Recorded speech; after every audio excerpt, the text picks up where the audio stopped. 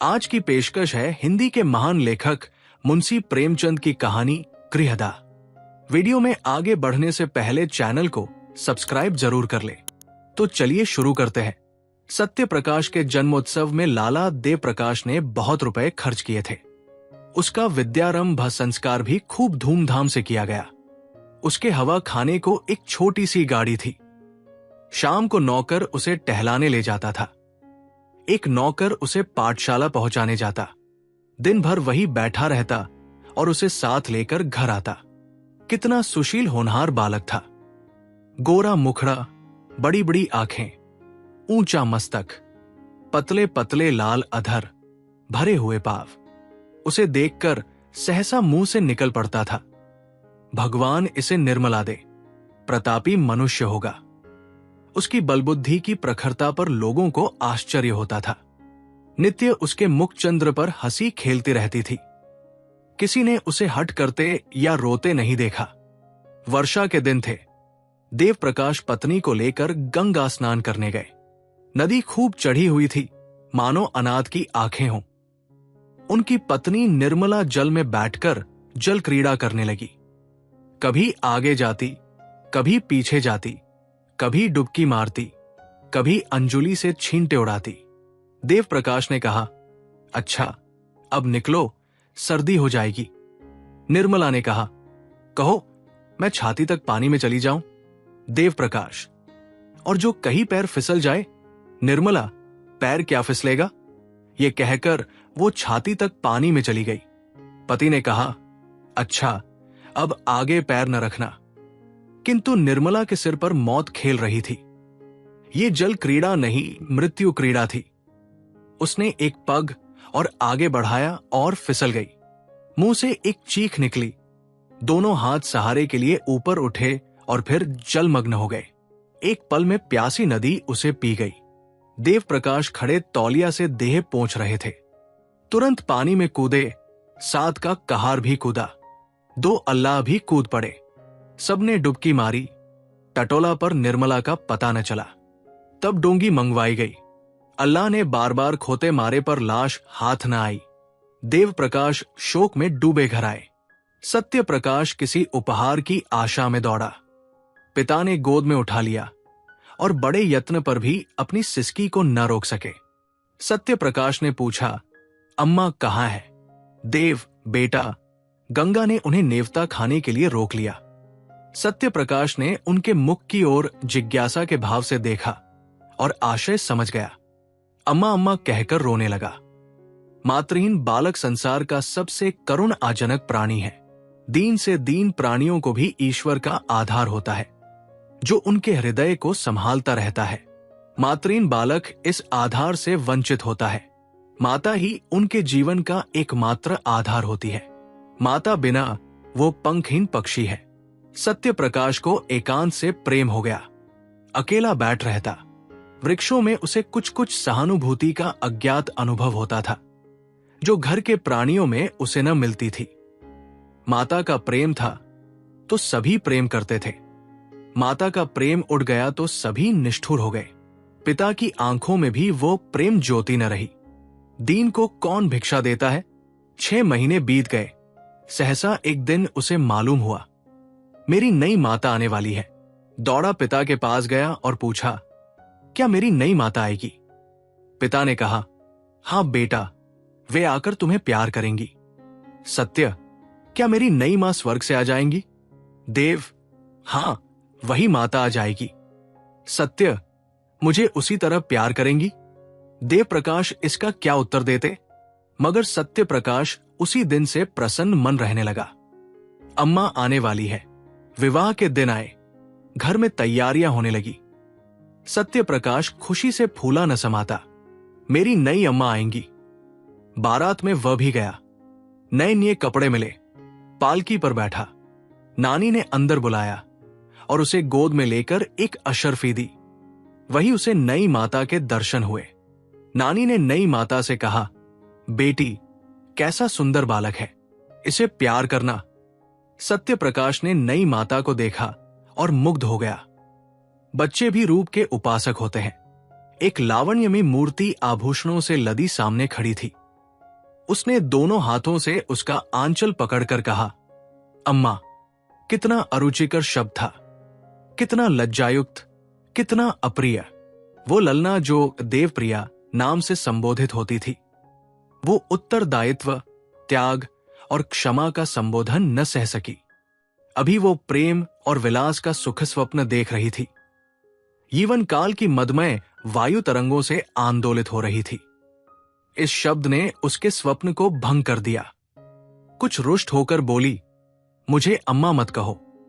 सत्यप्रकाश ने विस्मित नेत्रों से देखा। उसका बाल स्वप्न भंग हो गया। आंखें डबडबा गई। नानी ने कहा, बेटी देखो, लड़के का दिल छोटा हो गया। वो क्या जाने क्या कहना चाहिए। अम्मा कह दिया तो तुझे कौन सी चोट लग गई? देवप्रिया ने कहा, मुझे अम्मा न कहे। सौत का पुत्र विमाता की आंखों में क्यों इतना खटकता है? इसका निर्णय आज तक किसी मनोभाव के पंडित ने नहीं किया। हम किस गिनती में हैं? देवप्रिया जब तक गर्भिणी न हुई, वो सत्यप्रकाश से कभी कभी बातें करती, कहानियां सुनाती, किंतु गर्भिणी होते ही उसका व्यवहार कठोर हो गया और प्रसवकाल ज्यों निकट आता था, उसकी क्रूरता बढ़ती ही जाती थी। जिस दिन उसकी गोद में एक चांद से बच्चे का आगमन हुआ, सत्यप्रकाश खूब उछला कूदा और सौरगृह में दौड़ा हुआ बच्चे को देखने लगा। बच्चा देवप्रिया की गोद में सो रहा था। सत्यप्रकाश ने बड़ी उत्सुकता से बच्चे को विमाता की गोद से उठाना चाहा कि सहसा देवप्रिया ने रोष स्वर में कहा, खबरदार, इसे मत छूना, नहीं तो कान पकड़कर उखाड़ लूंगी। बालक उल्टे पांव लौट आया और कोठे की छत पर जाकर खूब रोया। कितना सुंदर बच्चा है, मैं उसे गोद में लेकर बैठता तो कैसा मजा आता।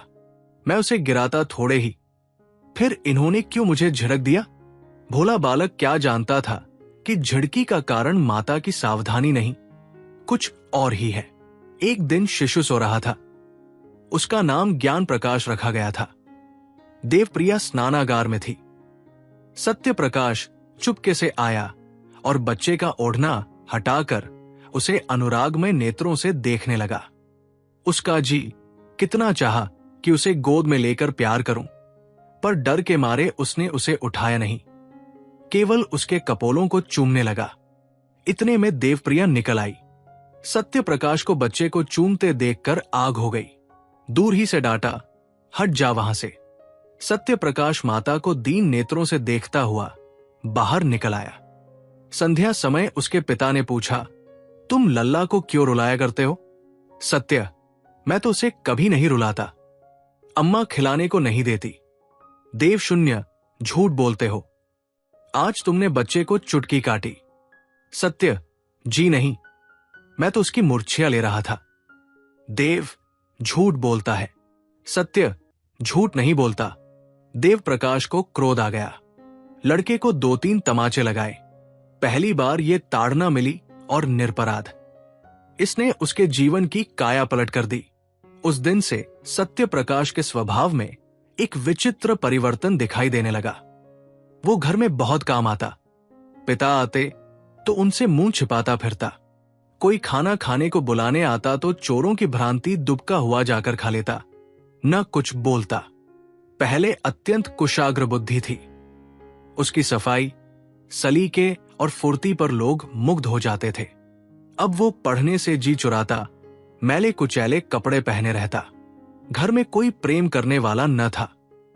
बाजार के लड़कों के साथ गली गली घूमता, कनकवे लूटता, गालियां बकना भी सीख गया। शरीर दुर्बल हो गया। चेहरे की कांति भी गायब हो गई। देव प्रकाश को अब आए दिन उसकी शरारतों के उल्हाने मिलने लगे और सत्य प्रकाश नित्य घुड़किया और तमाचे खाने लगा। यहां तक कि अगर वो घर में किसी काम से चला जाता तो सब लोग दूर दूर करके दौड़ाते। ज्ञान प्रकाश को पढ़ाने के लिए मास्टर आता था। देव प्रकाश उसे रोज सैर कराने साथ ले जाते। हंसमुख लड़का था। देवप्रिया उसे सत्य प्रकाश के साथ से बचाती रहती थी। दोनों लड़कों में कितना अंतर था। एक साफ सुथरा, सुंदर कपड़े पहने, शील और विजय का पुतला, सच बोलने वाला देखने वालों के मुंह से अनायास ही दुआ निकल आती थी। दूसरा मैला, नटखट चोरों की तरह मुंह छिपाए हुए, मुंह फट, बात बात पर गालियां बकने वाला। एक हरा भरा पौधा था, प्रेम से प्लावित, स्नेह से सिंचित। दूसरा सूखा हुआ टेढ़ा, पल्लवहीन नव वृक्ष था, जिसकी जड़ों को एक मुद्दत से पानी नहीं नसीब हुआ। एक को देखकर पिता की छाती ठंडी होती थी, दूसरे को देखकर देह में आग लग जाती थी। आश्चर्य यह था कि सत्य प्रकाश को अपने छोटे भाई से लेश मात्र भी ईर्ष्या न थी। अगर उसके हृदय में कोई कोमल भाव शेष रह गया था तो वो अपने भाई के प्रति स्नेह था। उस मरुभूमि में यही एक हरियाली थी। ईर्ष्या साम्य भाव की द्योतक है। सत्य प्रकाश अपने भाई को अपने से कहीं ऊंचा, कहीं भाग्यशाली समझता था। उसमें ईर्ष्या का भाव ही लोप हो गया था। घृणा से घृणा उत्पन्न होती है, प्रेम से प्रेम।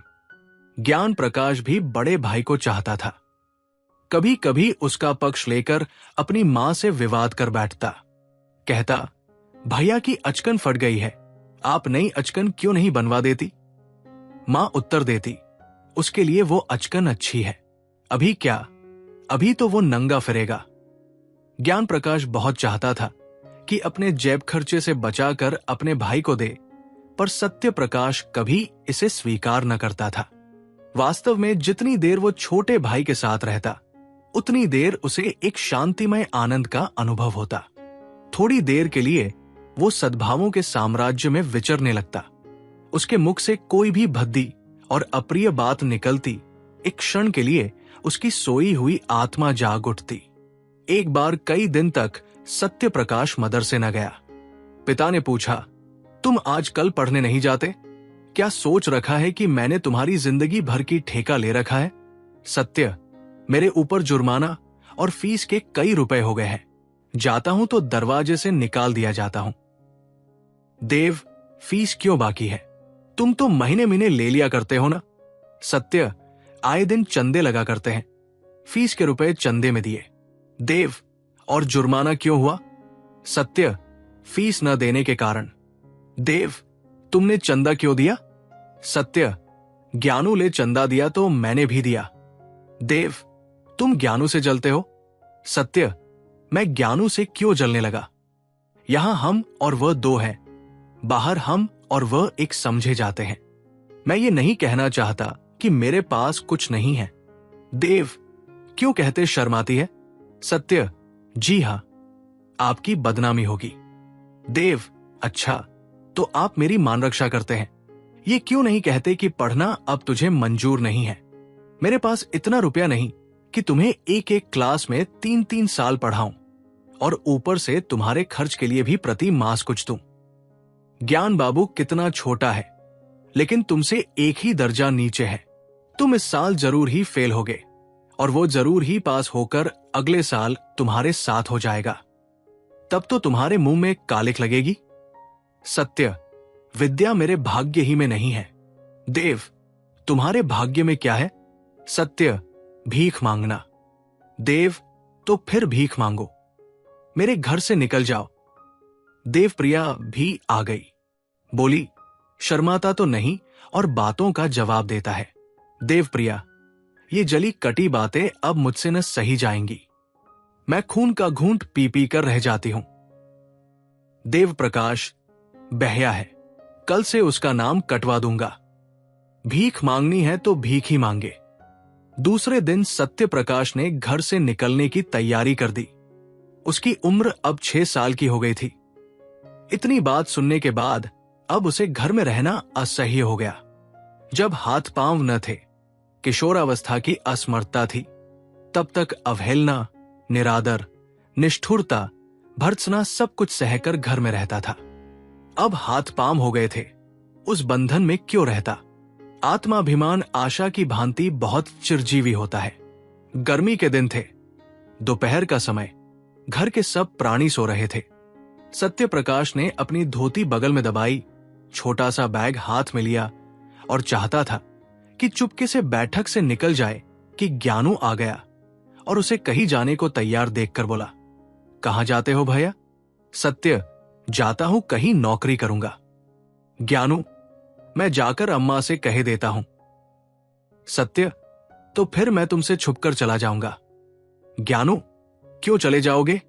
तुम्हें मेरी जरा भी मोहब्बत नहीं है। सत्य प्रकाश ने भाई को गले लगाकर कहा, तुम्हें छोड़कर जाने को जी तो नहीं चाहता, लेकिन जहां कोई पूछने वाला नहीं है वहां पड़े रहना बेहयाई है। कहीं 10-5 की नौकरी कर लूंगा और पेट पालता रहूंगा, और किस लायक हूं? ज्ञानू, तुमसे अम्मा क्यों इतना चिढ़ती है? मुझे तुमसे मिलने को मना किया करती है। सत्य, मेरे नसीब खोटे हैं। और क्या? ज्ञानू, तुम लिखने पढ़ने में जी नहीं लगाते? सत्य, लगता ही नहीं। कैसे लगाऊं? जब कोई परवाह नहीं करता तो मैं भी सोचता हूं। यही ना होगा, ठोकर खाऊंगा। बला से, ज्ञानू, मुझे भूल तो न जाओगे? मैं तुम्हारे पास खत लिखा करूंगा। मुझे भी एक बार अपने यहां बुलाना। सत्य, तुम्हारे स्कूल के पते से चिट्ठी लिखूंगा। ज्ञानू, रोते रोते, मुझे न जाने क्यों तुम्हारी बड़ी मोहब्बत लगती है। सत्य, मैं तुम्हें सदैव याद रखूंगा। ये कहकर उसने फिर भाई को गले से लगाया और घर से निकल पड़ा। पास एक कौड़ी भी न थी और वो कलकत्ते जा रहा था। सत्य प्रकाश कलकत्ते क्यों कर पहुंचा, इसका वृत्तांत लिखना व्यर्थ है। युवकों में दुस्साहस की मात्रा अधिक होती है। वे हवा में किले बना सकते हैं, धरती पर नाव चला सकते हैं। कठिनाइयों की उन्हें कोई परवाह नहीं होती। अपने ऊपर असीम विश्वास होता है। कलकत्ते पहुंचना ऐसा कष्ट साध्य न था। सत्य प्रकाश चतुर युवक था। पहले ही उसने निश्चय कर लिया था कि कलकत्ते में क्या करूंगा, कहां रहूंगा। उसके बैग में लिखने की सामग्री मौजूद थी। बड़े शहर में जीविका का प्रश्न कठिन भी है और सरल भी है। सरल है उनके लिए जो हाथ से काम कर सकते हैं, कठिन है उनके लिए जो कलम से काम करते हैं। सत्य प्रकाश मजदूरी करना नीच काम समझता था। उसने एक धर्मशाला में असबाब रखा। बाद में शहर के मुख्य स्थानों का निरीक्षण करके एक डाकघर के सामने लिखने का सामान लेकर बैठ गया और अनपढ़ मजदूरों की चिट्ठियां, मनी ऑर्डर आदि लिखने का व्यवसाय करने लगा।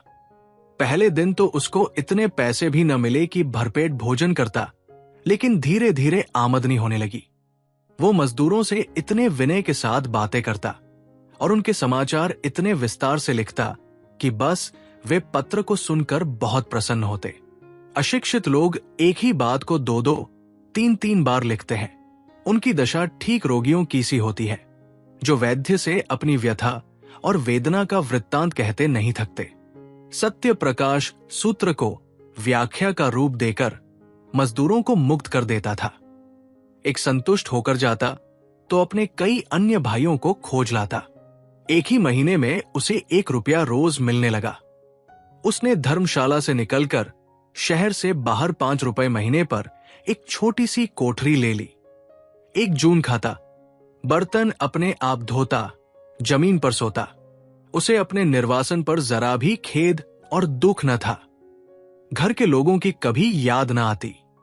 वो अपनी दशा पर संतुष्ट था। केवल ज्ञान प्रकाश की प्रेमयुक्त बातें न भूलती। अंधकार में यही एक प्रकाश था। विदाई का अंतिम दृश्य आंखों के सामने फिरा करता। जीविका से निश्चिंत होकर उसने ज्ञान प्रकाश को एक पत्र लिखा। उत्तर आया तो उसके आनंद की सीमा न रही। ज्ञान मुझे याद करके रोता है, मेरे पास आना चाहता है। स्वास्थ्य भी अच्छा नहीं है। प्यासे को पानी से जो तृप्ति होती है, यही तृप्ति इस पत्र से सत्य प्रकाश को हुई। मैं अकेला नहीं हूं, कोई मुझे भी चाहता है, मुझे भी याद करता है। उसी दिन से सत्य प्रकाश को यह चिंता हुई कि ज्ञान के लिए कोई उपहार भेजूं। युवकों को मित्र बहुत जल्द मिल जाते हैं। सत्य प्रकाश की भी कई युवकों से मित्रता हो गई थी। उनके साथ कई बार सिनेमा देखने गया। कई बार बूटी भंग शराब बाब की भी ठहरी। आईना, तेल, कंघी का शौक भी पैदा हुआ। जो कुछ पाता उड़ा देता। बड़े वेग से नैतिक पतन और शारीरिक विनाश की ओर दौड़ा चला जाता था। इस प्रेमपुत्र ने उसके पैर पकड़ लिए। उपहार के प्रयास ने 10 दुर्व्यसनों को तिरोहित करना शुरू किया। सिनेमा का चस्का छूटा, मित्रों को हील हवाले करके टालने लगा। भोजन भी रूखा सूखा खाने लगा। धन संचय की चिंता ने सारी इच्छाओं को परास्त कर दिया। उसने निश्चय किया कि अच्छी सी घड़ी भेजूं। उसका दाम कम से कम 40 रुपए होगा। अगर 3 महीने तक एक कौड़ी का भी अपव्यय न करूं तो घड़ी मिल सकती है। ज्ञानू घड़ी देखकर कैसा खुश होगा। अम्मा और बाबूजी भी देखेंगे। उन्हें मालूम हो जाएगा कि मैं भूखों नहीं मर रहा हूं। किफायत की धुन में वो बहुधा दिया बत्ती न करता। बड़े सवेरे काम करने चला जाता और सारे दिन 2-4 पैसों की मिठाई खाकर काम करता रहता। उसके ग्राहकों की संख्या दिन दूनी होती जाती थी।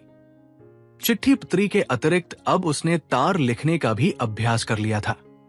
2 ही महीने में उसके पास 50 रुपए एकत्र हो गए और जब घड़ी के साथ सुनहरी चेन का पार्सल बना ज्ञानू के नाम भेज दिया तो उसका चित्त इतना उत्साहित था मानो किसी निस्संतान पुरुष के बालक हुआ हो। घर कितनी कोमल, पवित्र, मनोहर स्मृतियों को जागृत कर देता है। ये प्रेम का निवास स्थान है। प्रेम ने बहुत तपस्या करके ये वरदान पाया है। किशोरावस्था में घर माता पिता, भाई बहन, सखी सहेली के प्रेम की याद दिलाता है। प्रौढ़ावस्था में गृहिणी और बाल बच्चों के प्रेम की। यही वो लहर है जो मानव जीवन को स्थिर रखता है, उसे समुद्र की वेगवती लहरों में बहने और चट्टानों से टकराने से बचाता है। यही वो मंडप है जो जीवन को समस्त बाधाओं से सुरक्षित रखता है। सत्य प्रकाश का घर कहां था? वो कौन सी शक्ति थी जो कलकत्ते के विराट प्रलोभनों से उसकी रक्षा करती थी? माता का प्रेम, पिता का स्नेह, बाल बच्चों की चिंता? नहीं, उसका रक्षक, उद्धारक, उसका परितोषक केवल ज्ञान प्रकाश का स्नेह था। उसी के निमित्त वो एक एक पैसे की किफायत करता था। उसी के लिए वो कठिन परिश्रम करता था और धनोपार्जन के नए नए उपाय सोचता था। उसे ज्ञान प्रकाश के पत्रों से मालूम हुआ था कि इन दिनों देव प्रकाश की आर्थिक स्थिति अच्छी नहीं है। वे एक घर बना रहे हैं जिसमें व्यय अनुमान से अधिक हो जाने के कारण ऋण लेना पड़ा है। इसलिए अब ज्ञान प्रकाश को पढ़ाने के लिए घर पर मास्टर नहीं आता। तब से सत्य प्रकाश प्रतिमास ज्ञानू के पास कुछ न कुछ अवश्य भेज देता था। वो अब केवल पत्र लेखक न था, लिखने के सामान की एक छोटी सी दुकान भी उसने खोल ली थी। इससे अच्छी आमदनी हो जाती थी। इस तरह 5 वर्ष बीत गए। रसिक मित्रों ने जब देखा कि अब वो हत्थे नहीं चढ़ता तो उसके पास आना जाना छोड़ दिया। संध्या का समय था। देव प्रकाश अपने मकान में बैठे देवप्रिया से ज्ञान प्रकाश के विवाह के संबंध में बातें कर रहे थे। ज्ञानू अब 17 वर्ष का सुंदर युवक था। बाल विवाह के विरोधी होने पर भी देव प्रकाश अब इस शुभ मुहूर्त को न टाल सकते थे, विशेषतः जब कोई महाशय 5000 रुपया दहेज देने को प्रस्तुत हो। देव प्रकाश, मैं तो तैयार हूं, लेकिन तुम्हारा लड़का भी तैयार हो। देवप्रिया, तुम बातचीत पक्की कर लो, वो तैयार हो ही जाएगा। सभी लड़के पहले नहीं करते हैं। देव, ज्ञानू का इंकार केवल संकोच का इंकार नहीं है, वो सिद्धांत का इंकार है। वो साफ साफ कह रहा है कि जब तक भव्या का विवाह न होगा मैं अपना विवाह करने पर राजी नहीं हूं। देवप्रिया, उसकी कौन चलावे, वहां कोई रखली होगी, विवाह क्यों करेगा? का कोई देखने जाता है? देव, झुंझलाकर, रखली होती तो तुम्हारे लड़के को 40 रुपए महीने न भेजता और न वे चीजें ही देता जो पहले महीने से अब तक बराबर देता चला रहा है। न जाने क्यों तुम्हारा मन उसकी ओर से इतना मैला हो गया है। चाहे वो जान निकाल कर भी दे दे, लेकिन तुम न पसीजोगी। देवप्रिया नाराज होकर चली गई। देव प्रकाश उससे यही कहलाना चाहते थे कि पहले सत्य प्रकाश का विवाह करना उचित है, किंतु वो कभी इस प्रसंग को आने ही न देती थी। स्वयं देव प्रकाश की ये हार्दिक इच्छा थी कि पहले बड़े लड़के का विवाह करें, पर उन्होंने भी आज तक सत्य प्रकाश को कोई पत्र नहीं लिखा। पहले इतने दिनों तक चुपचाप रहने के लिए क्षमा मांगी, तब उसे एक बार बार घर आने का प्रेमाग्रह किया। लिखा, अब मैं कुछ ही दिनों का मेहमान हूं। मेरी अभिलाषा है कि तुम्हारा और तुम्हारे छोटे भाई का विवाह देख लूं। मुझे बहुत दुख होगा यदि तुम मेरी विनय स्वीकार न करोगे। ज्ञान प्रकाश के असमंजस की बात भी लिखी। अंत में इस बात पर जोर दिया कि किसी और विचार से नहीं तो ज्ञानों के प्रेम के नाते ही तुम्हें इस बंधन में पड़ना होगा। सत्य प्रकाश को यह पत्र मिला तो उसे बहुत खेद हुआ। मेरे भ्रातृ स्नेह का यह परिणाम होगा, मुझे न मालूम था। इसके साथ ही उसे ये ईर्ष्यामय आनंद हुआ कि अम्मा और दादा को अब तो कुछ मानसिक पीड़ा होगी। मेरी उन्हें क्या चिंता थी? मैं तो मर भी जाऊं तो भी उनकी आंखों में आंसू न आए। मोहल्ले के और घरों में नित्य ही विवाह होते रहते थे।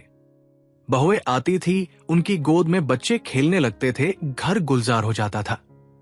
कहीं विदाई होती थी, कहीं बधाइयां आती थी, कहीं गाना बजाना होता था, कहीं बाजे बजते थे। ये चहल पहल देखकर देवप्रिया का चित्त चंचल हो जाता। उसे मालूम होता मैं ही संसार में सबसे अभागिनी हूं। मेरे ही भाग्य में ये सुख भोगना नहीं बदा है। भगवान, ऐसा भी कोई दिन आएगा कि मैं अपनी बहू का मुख चंद्र देखूंगी, उसके बालकों को गोद में खिलाऊंगी। वो भी कोई दिन होगा कि मेरे घर में भी आनंदोत्सव के मधुर गान की ताने उठेंगी। रात दिन यही बातें सोचते सोचते देवप्रिया की दशा उन्मादिनी की सी हो गई। आप सत्य प्रकाश को कोसने लगती। वही मेरे प्राणों का घातक है। तल्लीनता उन्माद का प्रधान गुण है। तल्लीनता अत्यंत रचनाशील होती है। वो आकाश में देवताओं के विमान उड़ाने लगती है। अगर भोजन में नमक तेज हो गया तो ये शत्रु ने कोई रोड़ा रख दिया होगा। देवप्रिया को अब कभी कभी धोखा हो जाता कि सत्य प्रकाश घर में गया है। वो मुझे मारना चाहता है, ज्ञान प्रकाश को विष खिलाए देता है। एक दिन उसने सत्य प्रकाश के नाम एक पत्र लिखा और उसे जितना कोसते बना उतना कोसा। तू मेरे प्राणों का वैरी है, मेरे कुल का घातक है, हत्यारा है। वो कौन दिन आएगा कि तेरी मिट्टी उठेगी। तूने मेरे लड़के पर वशीकरण मंत्र चला दिया है। दूसरे दिन फिर ऐसा ही एक पत्र लिखा। यहां तक कि ये उसका नित्य का कर्म हो गया। जब तक एक चिट्ठी में सत्य प्रकाश को गालियां न दे लेती, उसे चैन ही न आता था। इन पत्रों को वो कहारिन के हाथ डाकघर भिजवा दिया करती थी। ज्ञान प्रकाश का अध्यापक होना सत्य प्रकाश के लिए घातक हो गया। परदेश में उसे यही संतोष था कि मैं संसार में निराधार नहीं हूं। अब ये अवलंब भी जाता रहा। ज्ञान प्रकाश ने जोर देकर लिखा, अब आप मेरे हेतु कोई कष्ट न उठाएं। मुझे अपनी गुजर करने के लिए काफी से ज्यादा मिलने लगा है। यद्यपि सत्य प्रकाश की दुकान खूब चलती थी, लेकिन कलकत्ते जैसे शहर में एक छोटे से दुकानदार का जीवन बहुत सुखी नहीं होता। 60 से 70 रू की मासिक आमदनी होती ही क्या है। अब तक जो कुछ बचाता था वो वास्तव में बचत न थी, बल्कि त्याग था। एक वक्त रूखा सूखा खाकर एक तंग आर्द्र कोठरी में रहकर 25 से 30 रू बचे रहते थे। अब दोनों वक्त भोजन करने लगा, कपड़े भी जरा साफ पहनने लगा। मगर थोड़े ही दिनों में उसके खर्च में औषधियों की एक मद बढ़ गई और फिर वही पहले की सी दशा हो गई। बरसों तक शुद्ध वायु प्रकाश और पुष्टिकर भोजन से वंचित रहकर अच्छे से अच्छा स्वास्थ्य भी नष्ट हो सकता है। सत्य प्रकाश को भी अरुचि, मंदाग्नि आदि रोगों ने आ घेरा। कभी कभी ज्वर भी आ जाता। युवावस्था में आत्मविश्वास होता है, किसी अवलंब की परवाह नहीं होती। वयोवृद्धि दूसरों का मुंह ताकती है, आश्रय ढूंढती है। सत्य प्रकाश पहले सोता तो एक ही करवट में सबेरा हो जाता। कभी बाजार से पूरियां लेकर खा लेता, कभी मिठाइयों पर टाल देता। पर अब रात को अच्छी तरह नींद न आती, बाजारी भोजन से घृणा होती। रात को घर आता तो थक कर चूर चूर हो जाता था। उस वक्त चूल्हा जलाना, भोजन पकाना बहुत अखरता। कभी कभी वो अपने अकेलेपन पर रोता। रात को जब किसी तरह नींद न आती तो उसका मन किसी से बातें करने को लालायत होने लगता। पर वहां निशांतकार के सिवा और कौन था। दीवालों के कान चाहे हो, मुंह नहीं होता। इधर ज्ञान प्रकाश के पत्र भी अब कम आते थे और वे भी रूखे। उनमें अब हृदय के सरल उद्गारों का लेश भी न होता। सत्य प्रकाश अब भी वैसे ही भावमय पत्र लिखता था, पर एक अध्यापक के लिए भावुकता कब शोभा देती है। शनैः शनैः सत्य प्रकाश को भ्रम होने लगा कि ज्ञान प्रकाश भी मुझसे निष्ठुरता करने लगा नहीं तो क्या मेरे पास 2-4 दिन के लिए आना असंभव था। मेरे लिए तो घर का द्वार बंद है, पर उसे कौन सी बाधा है? उस गरीब को क्या मालूम कि यहाँ ज्ञान प्रकाश ने माता से कलकत्ते न जाने की कसम खा ली है। इस भ्रम ने उसे और भी हताश कर दिया। शहरों में मनुष्य बहुत होते हैं, पर मनुष्यता बिरले ही में होती है। सत्य प्रकाश उस बहुसंख्यक स्थान में भी अकेला था। उसके मन में अब एक नई आकांक्षा अंकुरित हुई। क्यों न घर लौट चलूं किसी संगिनी के प्रेम में, क्यों न शरण लूं? वो सुख और शांति और कहां मिल सकती है? मेरे जीवन के निराशांधकार को और कौन ज्योति आलोकित कर सकती है? वो इस आवेश को अपनी संपूर्ण विचार शक्ति से रोकता। जिस भांति किसी बालक को घर में रखी हुई मिठाइयों की याद बार बार खेल से घर खींच लाती है, उसी तरह उसका चित्त भी बार बार उन्हीं मधुर चिंताओं में मग्न हो जाता था। वो सोचता, मुझे विधाता ने सब सुख से वंचित कर दिया है, नहीं तो मेरी दशा ऐसी हीन क्यों होती? मुझे ईश्वर ने बुद्धि न दी थी क्या मैं श्रम से जी चुराता था? अगर बालपन में ही मेरे उत्साह और अभिरुचि पर तुषार न पड़ गया होता, मेरी बुद्धि शक्तियों का गला न घोंट दिया गया होता, तो मैं आज आदमी होता। पेट पालने के लिए इस विदेश में न पड़ा रहता। नहीं, मैं अपने ऊपर ये अत्याचार न करूंगा। महीनों तक सत्य प्रकाश के मन और बुद्धि में ये संग्राम होता रहा। एक दिन वो दुकान से आकर चूल्हा जलाने जा रहा था कि डाकिये ने पुकारा। ज्ञान प्रकाश के सिवा उसके पास और किसी के पत्र ना आते थे। आज ही उसका पत्र आ चुका था। ये दूसरा पत्र क्यों किसी अनिष्ट की आशंका हुई। पत्र लेकर पढ़ने लगा। एक क्षण में पत्र उसके हाथ से छूटकर गिर पड़ा और वो सिर थाम कर बैठ गया कि जमीन पर न गिर पड़े। ये देवप्रिया की विषयुक्त लेखनी से निकला हुआ जहर का प्याला था, जिसने एक पल में संज्ञाहीन कर दिया। उसकी सारी मर्मांतक व्यथा, क्रोध, नैराश्य, कृतघ्नता, ग्लानि केवल एक ठंडी सांस में समाप्त हो गई। वो जाकर चारपाई पर लेटा रहा। मानसिक व्यथा आग से पानी हो गई। हां, सारा जीवन नष्ट हो गया। मैं ज्ञान प्रकाश का शत्रु हूं। मैं इतने दिनों से केवल उसके जीवन को मिट्टी में मिलाने के लिए ही प्रेम का स्वांग भर रहा हूं। भगवान, इसके तुम ही साक्षी हो। दूसरे दिन फिर देवप्रिया का पत्र पहुंचा। सत्य प्रकाश ने उसे लेकर फाड़ डाला, पढ़ने की हिम्मत न पड़ी। एक ही दिन पीछे तीसरा पत्र पहुंचा। उसका भी वही अंत हुआ। फिर वो एक नित्य का कर्म हो गया। पत्र आता और फाड़ दिया जाता, किंतु देवप्रिया का अभिप्राय बिना पढ़े ही पूरा हो जाता था। सत्य प्रकाश के मर्मस्थान पर एक चोट और पड़ जाती थी। एक महीने की भीषण हार्दिक वेदना के बाद सत्य प्रकाश को जीवन से घृणा हो गई। उसने दुकान बंद कर दी, बाहर आना जाना छोड़ दिया। सारे दिन खाट पर पड़ा रहता। वे दिन याद आते जब माता पुचकार कर गोद में बिठा लेती और कहती, बेटा। पिता भी संध्या समय दफ्तर से आकर गोद में उठा लेते और कहते, भैया।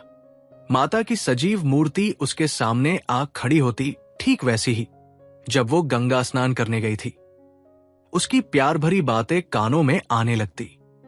फिर वो दृश्य सामने आ जाता जब उसने नववधू माता को अम्मा कहकर पुकारा था। तब उसके कठोर शब्द याद आ जाते, उसके क्रोध से भरे हुए विकराल नेत्र आंखों के सामने आ जाते। उसे अब अपना सिसक सिसक कर रोना याद आ जाता। फिर सौरगृह का दृश्य सामने आता। उसने कितने प्रेम से बच्चे को गोद में लेना चाहा था। तब माता के वज्र कैसे शब्द कानों में गूंजने लगते, हाय, उसी वज्र ने मेरा सर्वनाश कर दिया। फिर ऐसी कितनी ही घटनाएं याद आती। अब बिना किसी अपराध के मां डांट बताती। पिता का निर्दय निष्ठुर व्यवहार याद आने लगता। उनका बात बात पर त्यूरिया बदलना, माता के मिथ्यापवादों पर विश्वास करना है। मेरा सारा जीवन नष्ट हो गया। तब वो करवट बदल लेता और फिर वही दृश्य आंखों में फिरने लगते। फिर करवट बदलता और चिल्लाकर कहता, इस जीवन का अंत क्यों नहीं हो जाता। इस भांति पड़े पड़े उसे कई दिन हो गए। संध्या हो गई थी कि सहसा उसे द्वार पर किसी के पुकारने की आवाज सुनाई पड़ी। उसने कान लगाकर सुना और चौंक पड़ा। किसी परिचित मनुष्य की आवाज थी। दौड़ा द्वार पर आया तो देखा ज्ञान प्रकाश खड़ा है। कितना रूपवान पुरुष था। वो उसके गले से लिपट गया। ज्ञान प्रकाश ने उसके पैरों को स्पर्श किया। दोनों भाई घर में आए। अंधकार छाया हुआ था। घर की यह दशा देखकर ज्ञान प्रकाश, जो अब तक अपने कंठ के आवेग को रोके हुए था, रो पड़ा। सत्य प्रकाश ने लालटेन जलाई। घर क्या था, भूत का डेरा था। सत्य प्रकाश ने जल्दी से एक कुर्ता गले में डाल लिया। ज्ञान प्रकाश भाई का जर्जर शरीर, पीला मुख, बुझी हुई आंखें देखता था और रोता था। सत्य प्रकाश ने कहा, मैं आजकल बीमार हूं। ज्ञान प्रकाश, वो तो देख ही रहा हूं। सत्य, तुमने अपने आने की सूचना भी न दी, मकान का पता कैसे चला? ज्ञान, सूचना तो दी थी, आपको पत्र न मिला होगा। सत्य, अच्छा हादी होगी, पत्र दुकान में डाल गया होगा। मैं इधर कई दिनों से दुकान नहीं गया। घर पर सब कुशल है। ज्ञान माता जी का देहांत हो गया। सत्य, अरे क्या बीमार थी? ज्ञान जी, नहीं, मालूम नहीं क्या खा लिया। इधर उन्हें उन्माद सा हो गया था। पिताजी ने कुछ कटु वचन कहे थे, शायद इसी पर कुछ खा लिया। सत्य, पिताजी तो कुशल से हैं। ज्ञान, हां, अभी मरे नहीं हैं। सत्य, अरे क्या बहुत बीमार है। ज्ञान माता ने विष खा लिया तो वे उनका मुंह खोलकर दवा पिला रहे थे। माता जी ने जोर से उनकी 2 उंगलियां काट ली। वही विष उनके शरीर में पहुंच गया। तब से सारा शरीर सूज आया है। अस्पताल में पड़े हुए हैं। किसी को देखते हैं तो काटने दौड़ते हैं। बचने की आशा नहीं है। सत्य, तब तो घर ही चौपट हो गया। ज्ञान, से घर को अब से बहुत पहले चौपट हो जाना चाहिए था। तीसरे दिन दोनों भाई प्रातःकाल कलकत्ते से विदा होकर चल दिए।